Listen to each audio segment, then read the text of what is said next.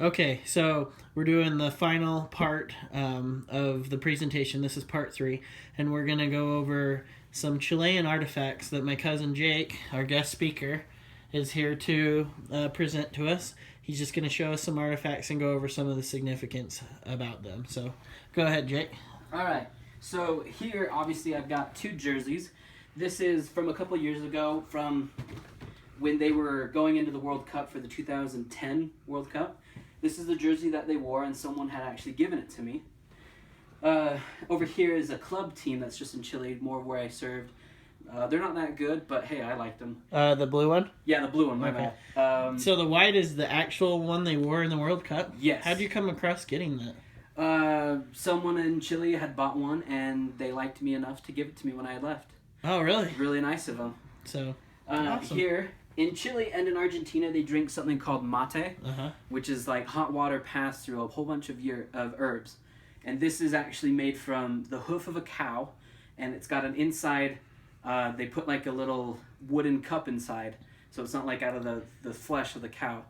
But then you drink out of it, and it's pretty good. Do they drink right from the cup, or do they have like a straw? They have a special straw so that you don't get all of the, it's like shredded bits of alfalfa and hay. So they have a special straw so that you just get. Do you like mate? I do. It's very good. I had some of my family try it when I got back, and they didn't like it. Okay. Okay. So here we'll go to the bigger things. This is a little I'm not sure how you could say it, chiseled out thing of copper. Chile's one of their main resources is copper. They get tons of it. They do lots of artisan pictures and frames and all sorts of stuff with that. Over here, since they're very, very Christian in their community, they're really skillful with kind of clays and other materials. This is a rendition of the Last Supper with Jesus Christ, and all of them are wearing kind of traditional clothing of South America. Sure. Really fun. Same thing, we have Noah and a little makeshift ark. Where do you come across these? Do you just buy them at little stores? When I found them, I usually just found them kind of on the street that they knew lots of tourism was, and okay. I didn't feel bad at buying them at all. So when they have shops like that, is it kind of like a setup like a Chinese street like in New York or San Francisco? Every once in a while, and throughout the week, sometimes every Friday, they just roll out and do little shops on the street. Okay. It was really fun. Just where they know tourism is going to be? Yes. Okay. Right here, I have carved out flute, actually, and I don't know how to play it, but I got it because it looked really cool. Yeah, that's awesome. So, there's that guy. Here's a horn from a bull that what they actually do is this is one of their shot glasses. They put really strong wine or really strong drink in it, and then they drink it on the 18th, whereas the day they just...